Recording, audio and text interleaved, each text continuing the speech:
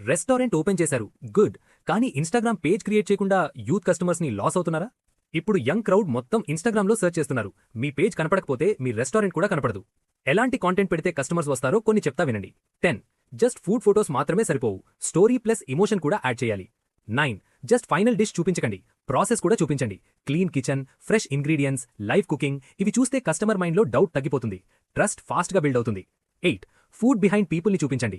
Owner story, chef introduction, staff smile ఇవి బ్రాండ్ని హ్యూమన్గా మార్చేస్తాయి. Human connect ఉంటే ట్రస్ట్ ఫాస్ట్గా పెరుగుతుంది. 7. మోస్ట్ ఇంపార్టెంట్, కాంటెంట్ ర్యాండమ్గా పెట్టకూడదు. మీ బ్రాండ్ ఐడెంటిటీ రిఫ్లెక్ట్ అయ్యేలాగా ఉండాలి. 6. సిగ్నేచర్ డిష్ హైలైట్ చేయాలి. Every week same hero item push చేయాలి. 5. ఫుడ్ ఫోటో కన్నా కస్టమర్ రియాక్షన్ పవర్ఫుల్. సూపర్ ఉంది సార్ అని జెన్యూన్గా చెప్పిన రివ్యూ 10 అడ్వర్టైజ్మెంట్స్ కన్నా strong. Real smile, real feedback అదే బెస్ట్ మార్కెటింగ్. 4. సేమ్ బోరింగ్ యాంగిల్లో ఫోటోస్ తీయకండి. Close up shots, slow motion steam shots try చేయాలి. 3. Location based hash tags use చేయాలి. హ్యాష్ హైదరాబాద్ బిర్యానీ, మాధపూర్ ఫుడ్ లాంటి ట్యాగ్స్ ఇంపార్టెంట్. 2. ఆఫర్స్ క్లియర్గా కమ్యూనికేట్ చేయాలి. కన్ఫ్యూజింగ్ పోస్టర్స్ అవాయిడ్ చేయండి. 1. Negative కమెంట్స్ని ignore చేస్తారు. పబ్లిక్ రిప్లై ప్రొఫెషనల్గా ఇవ్వాలి. బ్రాండ్ ఇమేజ్ బిల్డ్ అవుతుంది. ఇన్‌స్టాగ్రామ్‌లో ప్రెజెన్స్ లేకపోతే మీ రెస్టారెంట్ యూత్ మైండ్లో ఎగ్జిస్ట్ కూడా కాదు.